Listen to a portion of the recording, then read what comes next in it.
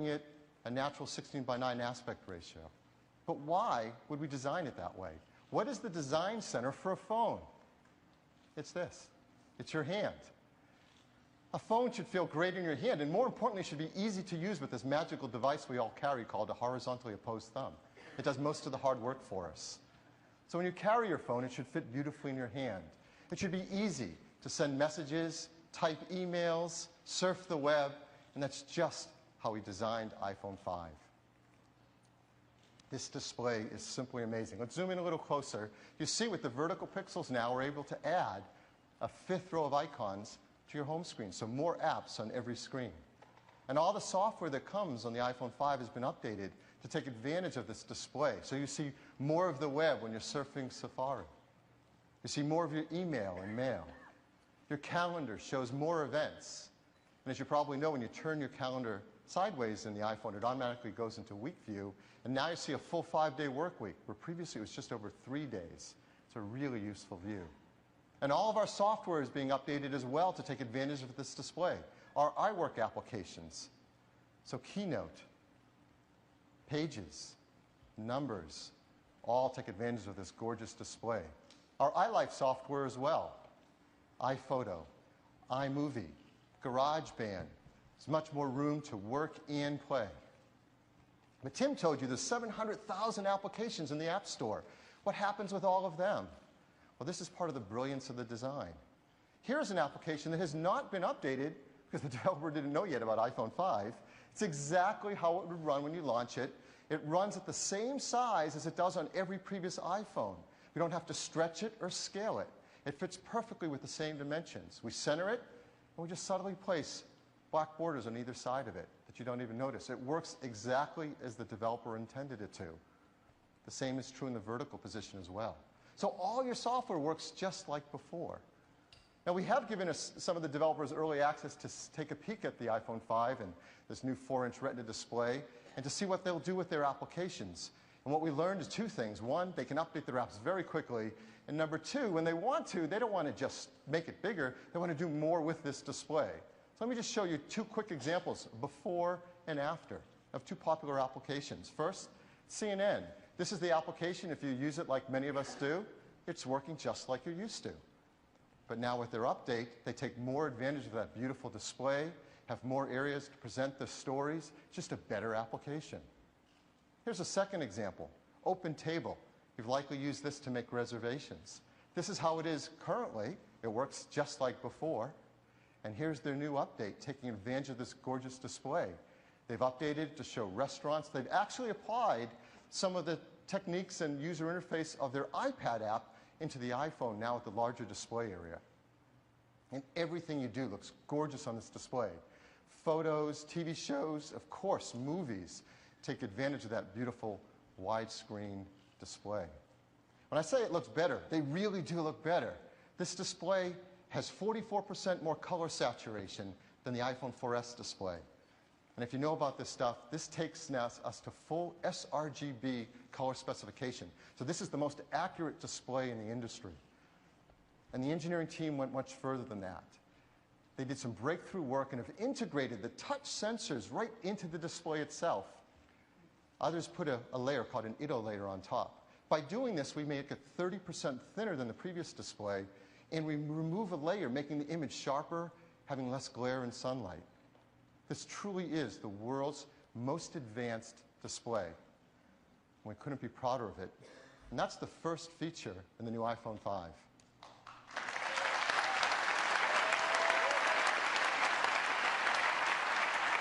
Next, ultra-fast wireless technology. Again, you can imagine the challenge the engineering team faced. Make the iPhone thinner, lighter, smaller, build in all the wireless technology you had with iPhone 4S, and take it further. And that's what they've done. We've built in GPRS, Edge, EVDO, HSPA, making it a great 3G world phone, just like the iPhone 4S. But to that, we've added HSPA+, dual carrier HSDPA, and yes, LTE.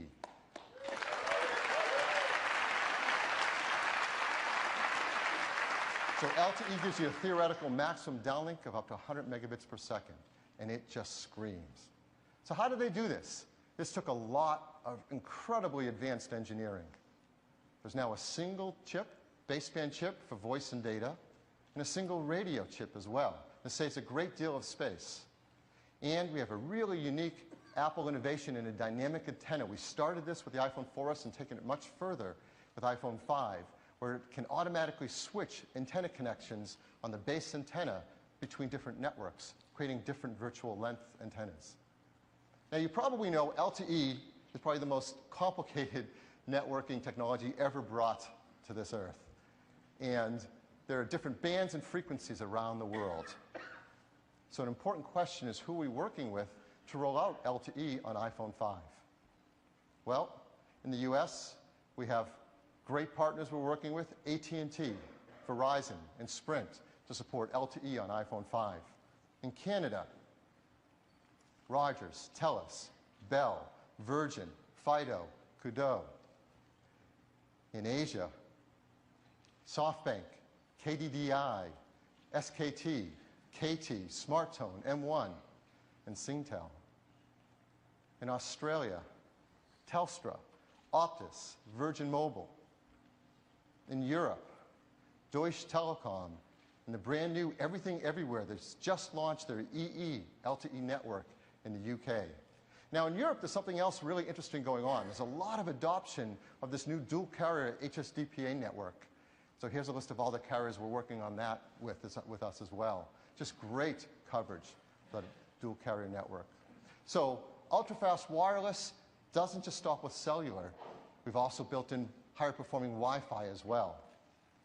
With iPhone 5, we have 802.11a joining B, G, and N. 802.11n is now 2.4 and 5 gigahertz, and that's dual channel 5 gigahertz for much greater performance. So you can get a theoretical maximum performance of 100 megabits per second of bandwidth on 802.11. So that's ultra-fast wireless. Now, we're going to keep going with this, and what you're going to hear as I go through each step, we've updated every aspect of iPhone 5. Everything has been enhanced, re-engineered, redesigned over iPhone 4S. So what's next? System performance, a brand new chip, the Apple A6 chip. Compared to the A5, it's 2 times faster at CPU, 2 times faster at graphics.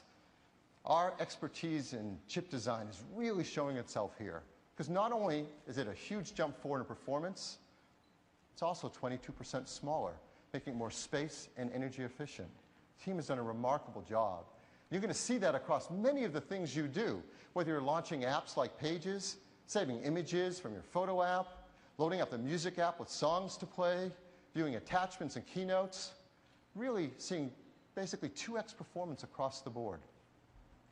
And developers are going to love what they can do with this new A6 chip, the performance they get for their CPU and graphic-intense applications. So we thought, let's get a developer to get their hands on this A6 chip in the new iPhone 5 and show you what can be done with state-of-the-art performance and graphics. So I'm really excited to invite out Rob Murray, executive producer at EA Studios, to show you some amazing work they're doing on the new A6 chip on the iPhone 5. Rob? Welcome. Thanks, Phil. Hi, everyone. Now, we're known for creating the ultimate racing experience on iOS. Well, the new iPhone lets us take this to a whole new level. So today, I'm going to show you Real Racing 3 for the first time. And you're going to see a Porsche GT3 racing on the legendary raceway Laguna Seca. Now, we've got Vince up here to help. Hi, Vince. Let's get it started. Look at the graphics here.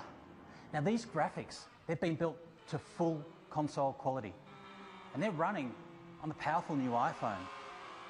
I mean, all this is running in the palm of your hands. It's incredible. Now have a look down the side of this Porsche. See the reflections? You see the car and the track reflecting dynamically in the bodywork.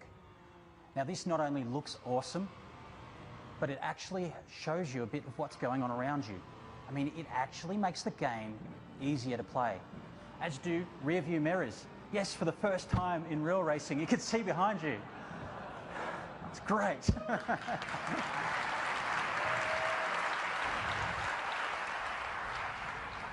So you've seen the graphic trying to catch me. Now you might be wondering, Vince and I are racing, and we are. How is it that he's driving but I'm just standing here? Well, we used Game Center to produce one of the coolest new features in Real Racing 3, time-shifted multiplayer. So I can challenge Vince one day, and he can race me the next. And what you're seeing up ahead, that's actually my race from yesterday. You'd see it a lot closer if Vince could catch me.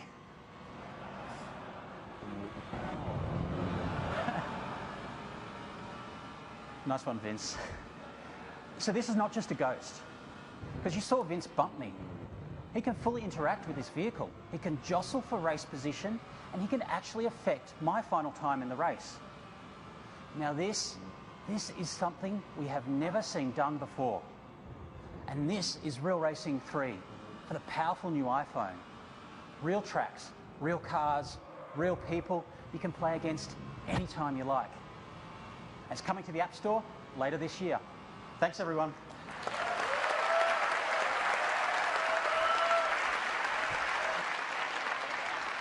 If you're a fan of the Real Racing app like I am, you know that it is truly state-of-the-art in the physics and the realism it brings. And now to marry that with console-quality graphics is unheard of and unseen before. Truly epitomizes what can be done in the palm of your hand with that A6 chip. So we've got an A6 chip, we've got LTE networking, we've got a larger 4-inch Retina display. You can imagine the challenge the team faced now of trying to even match the battery life the iPhone 4S has in a thinner and lighter design. And we're really proud because what they've done is not only match, but exceed the battery life of the iPhone 4S. So 8 hours of 3G talk time and 3G browsing, 8 hours of LTE browsing, 10 hours of Wi-Fi browsing, 10 hours of video playback, 40 hours of music playback, 225 hours of standby time. Incredible battery life in the world's thinnest smartphone. Next, the camera. Another area we've done a tremendous amount of engineering in. Now, if you know anything about camera design, you know the biggest challenge is vertical height. Making something thinner is the worst thing you can do to a camera team. So we asked them to go ahead and try to create a camera to fit in the new thinner, lighter iPhone 5 and deliver the kind of performance we had with the iPhone 4S camera that is heralded as perhaps the best camera in the entire market. And they've done that. They have built in an 8-megapixel sensor, 3264 by 2448, backside illuminated for great low light performance, hybrid IR filter, 5-element lens, and a fast f2.4 aperture. All the things you loved about the iPhone 4S, now in a camera design that's 25% smaller. That was a huge undertaking. But they didn't stop there. They've enhanced this camera even further. A few of the examples of what it has now is a new dynamic low light mode. So when you're in low light situations, the ISP senses that and is able to combine multiple pixels together to give you up to 2 f-stops greater performance in those scenarios. And you really see the difference in your low light pictures. And this optical system has been amazing with this 5-element lens. One of the best ways to get a better, sharper image through an optical system is more advanced alignment of